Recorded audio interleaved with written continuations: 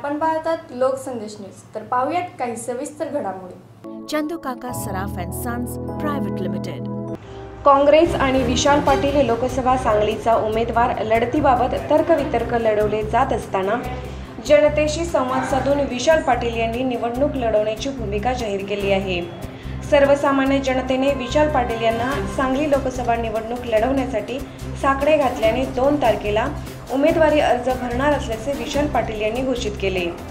बैठकीत बोलताना विशाल पाटील राज्यातून वसंतदादाचे राजकीय शत्रू एकत्र येऊन षडयंत्र रचत आहेत। दादांच्या परिवारातून कोणीही राजकारणात पुढे येऊ नये असे प्रयत्न करत असताना वसंतदादांच्यावर प्रेम करणारी लाखो माणसे पुढे येऊन धाडसाने लढा असा सल्ला दिल्याने मी ही निवडणूक लढवणार आणि तुमच्या आशीर्वादाने जिंकणार आहे। मी तुमचा हक्काचा माणूस, दादांच्या विचाराचा माणूस, एक आदर्श खासदार होऊन दाखवीन असा विश्वास त्यांनी यावेळी व्यक्त केला। कार्यक्रम प्रसंगी आयुब कागदी, अमित पाटील, रमेश साळुंके, सूरज मुल्ला, सत्तार मुजावर, लाजम मुजावर यांच्यासह संस्थांचे विविध पदाधिकारी, ग्रामस्थ मोठ्या संख्येने उपस्थित होते। पण ते करत असताना खूप लोक दुखावली की वसंतदादा एवढे मोठे कसे झाले, आणि मग त्या दिवशी तो निर्णय झाला आहे आणि ते त्यांचे वंशज अजून तोच निर्णय घेतात की वसंतदादांनंतर वसंतदादांच्या कुटुंबातलं कुणीही राजकारणात वर येऊ नये, हा खूप मोठा प्रयत्न। पण विष्णूअण्णा राजकारणात येत असताना सगळेजण घुसून विष्णूअण्णांना पाडायचा प्रयत्न। प्रकाश बापू राज्याच्या राजकारणात येत असताना प्रकाश बापूंना पाडायचं, मदन भाऊ ना उमेदवारी न मिळू द्यायची, आणि मदन भाऊ पुन्हा मंत्री झाले आणि पुढे जाऊन पुन्हा राज्यातून सगळे एकत्र करतील ह्या भीतीनं पुन्हा मदन भाऊंना सुद्धा पाडायचं।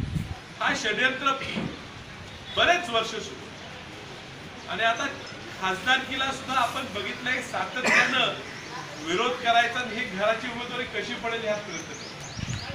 आणि म्हणून तुम्हाला सर्वांना मी बोलवलं त्यावेळी ती भावना तुमच्या सगळ्यांनंतर बाहेर आली की आता थांबलो तर वसंतदादाचा विचार जिल्ह्यातनं संपण्याची भीती आहे, आणि हे विरोधकांचे जे मनातले मनसुबे आहेत ते खरे ठरण्याची भीती आहे। आणि तुम्ही आम्हाला धाडसाने सांगितलं की पुढे व्हा, लढा, त्या दिवशीच आपण अर्धी निवडणूक जिंकलो आहे। तुमच्या सगळ्यांच्या आशीर्वादाने मी त्या दिवशी निर्णय घेतला की निवडणुकीला उभा राहायचं।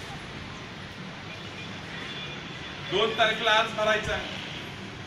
मी जात असताना मी तुमची परवानगी घेतल्याशिवाय कसं जाऊ, तुमचा आशीर्वाद घेतल्याशिवाय कसं जाऊ। तो निर्णय घेतला की मिरज तालुक्यातून सुरुवात करायची आणि प्रत्येक गावात जाऊन प्रत्येकाला भेटून हीच आशा करायची की तुमचा साथ आम्हाला पाहिजे, तुमचा आशीर्वाद पाहिजे आणि तुमची सोबत पाहिजे। आज म्हणताना तुम्ही सर्वांनी माझ्या सोबत तिथं यावं ही विनंती करण्यासाठी आजची ह्या ठिकाणी बैठक बोलवलेली आहे।